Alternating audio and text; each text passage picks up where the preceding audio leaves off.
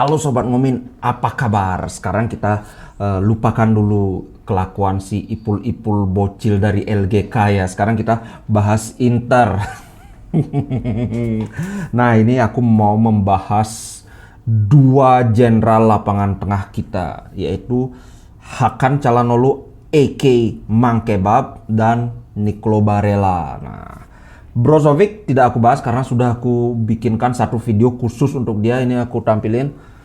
Jadi sekarang nih Calhanoglu dan Barella, karena menurutku dua pemain lapangan tengah ini adalah kunci kehebatan Inter musim ini. Jadi kita tahu sendiri gimana Conte meninggalkan Inter, tapi kemudian Simone Inzaghi masuk. Banyak yang masih meragukan kapasitas Inzaghi sebagai pelatih karena memang tropinya dia belum ada, tapi ternyata dia menyulap Inter menjadi sangat menakutkan. Nah, yang pertama si Mang Kebab. Nah, Mang Kebab ini ketika dia pindah ke Inter, temanku Milanisti bilang, nggak apa, ambil aja.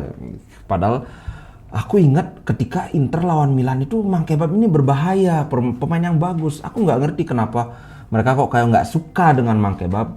Ternyata alasannya karena memang dia tidak konsisten menurut mereka. Nah, kemudian dia masuk ke Inter, aku ingat banget itu lawan Genoa, dia debut, 1 assist, 1 gol, man of the match. Wow, kan wow banget kan. Masa pemain gini dilepas gratis gitu loh. Kok goblok banget sih Melon ini kan. Ternyata habis itu melempem, Pak. Aduh, aku mikir wah bener kata Melon ini, yang pemain nggak konsisten. Tapi kemudian beberapa kali dia main bagus, cuma ya itu masih naik turun ya, nggak konsisten gitu.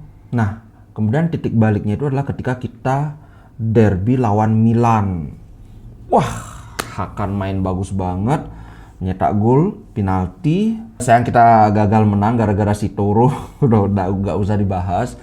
Dan setelah itu, setelah pertandingan lawan Milan sampai sekarang mainnya gacor terus, gila banget. Nah, kemudian kan mungkin kita berpikir, apa sih bedanya kenapa di Milan dia tampilnya njok-njing, njoknya itu naik turun nggak karuan, tapi di Inter kok gacor terus.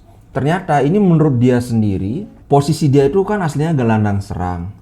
Nah, di Milan dia sering dipasang main di sayap. Nah, kalau gelandang serang itu biasanya kan dari tengah, sedangkan kalau di sayap itu apa ya, mainnya tuh kita lebih satu arah gitu loh, maju atau mundur. Sedangkan kalau di tengah itu kan kita bisa ke kiri, ke kanan, ke depan, ke belakang. Nah, memang sering antara gelandang tengah dengan gelandang sayap itu nggak matching karena terkait dengan peripheral vision dan segala macam. Mungkin nanti aku akan bahas lebih lanjut tentang ini. Yang jelas menurut si Calhanoglu alasannya satu adalah itu karena dia sering dimasukkan di sayap. Penampilan dia tidak optimal, terutama di musim terakhirnya itu dia cuma mencetak 4 gol dan 10 assist satu musim gitu loh. Jadi memang jeblok banget. Makanya mungkin masuk akal juga dia minta gaji gede, si Milan tidak mau menyanggupi karena penampilannya nggak bagus.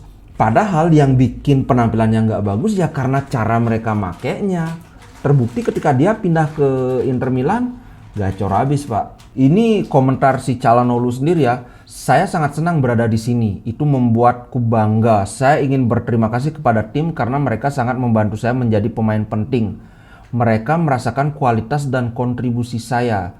Jadi saya berikan yang terbaik untuk klub. Saya juga berterima kasih kepada para fans karena mereka selalu berada tepat di belakang saya. Merupakan suatu kehormatan bagi saya untuk berada di sini di Inter. Kalau kita lihat statistiknya, Hakan Calhanoglu di Serie A dia main 14 kali, menit bermainnya 1001, 6 gol. Ini baru paruh pertama musim loh, sudah 6 gol. Sedangkan di Milan dia satu musim cuma 4 gol. Kemudian assist, 5 assist, 3 kartu kuning, kemudian 3 kali man of the match, rating rata-rata 7,39. Rata-rata nilai dia ya, skor dia.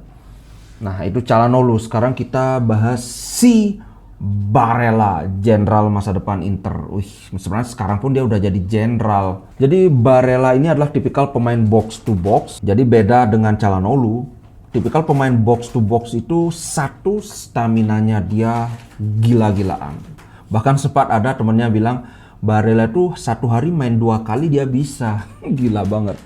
Jadi di Inter itu yang staminanya luar biasa itu satu Barella, dua Brozovic. Nggak ada tandingannya berdua ini. Bahkan saking gacornya Barella masuk nominasi Pallone Azzurro 2021. Pallone Azzurro ini adalah penghargaan untuk pesepak bola terbaik Italia yang kelahiran Italia ya.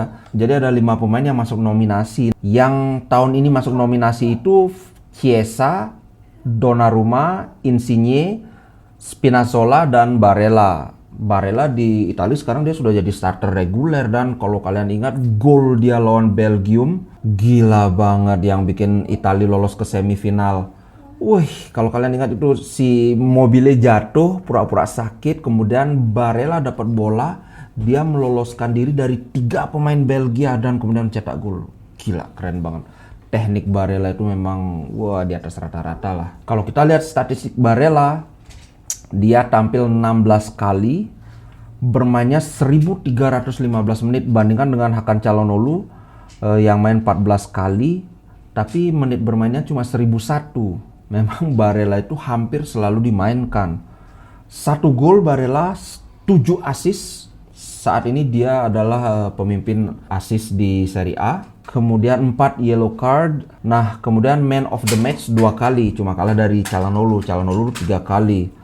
Ratingnya 7,31. Menurutku harusnya lebih dari ini, karena kalau rata-rata rating masih lebih bagus si Calhanoglu, dia 7,39. Walaupun bedanya dikit-dikit banget. Jadi kalau kalian ingat gimana kita benar-benar meragukan atau pesimis lah musim ini, gimana ingat kita ditinggal Lukaku, Hakimi, Eriksen. Waduh, 3 ini benar-benar pemain pilar Inter. Eriksen memang awalnya masih tidak bagus mainnya, tapi setelah paruh kedua musim lalu dia sudah mulai menjadi pemain inti Inter, kontribusinya luar biasa. Kemudian Lukaku, wah nggak usah kita bahas, top scorer kita Pak. Duet Lautaro dan Lukaku itu paling subur di Eropa. Kemudian Hakimi lagi, wih gila, salah satu pemain favorit di Inter musim lalu ini. Speednya dia luar biasa, sampai-sampai dia dijuluki Lamborghini, dari kata Lamborghini tambah Hakimi. Gila, akhirnya dia dijual. Aduh, yang paling parah ya Conte, pelatih yang sanggup menghadirkan Scudetto setelah puasa gelar 10 tahun lebih. 11 tahun apa 10 tahun? Kayaknya 10 tahun. Siapa sangka ternyata Inzaghi masuk, Inter gacor, dapat pemain gratisan, Dzeko, Calhanoglu, ternyata heboh. Ini kebetulan Nicolo Barella juga menjelaskan kenapa dia sangat bagus bermain, kenapa Inter bisa tampil perkasa di musim ini.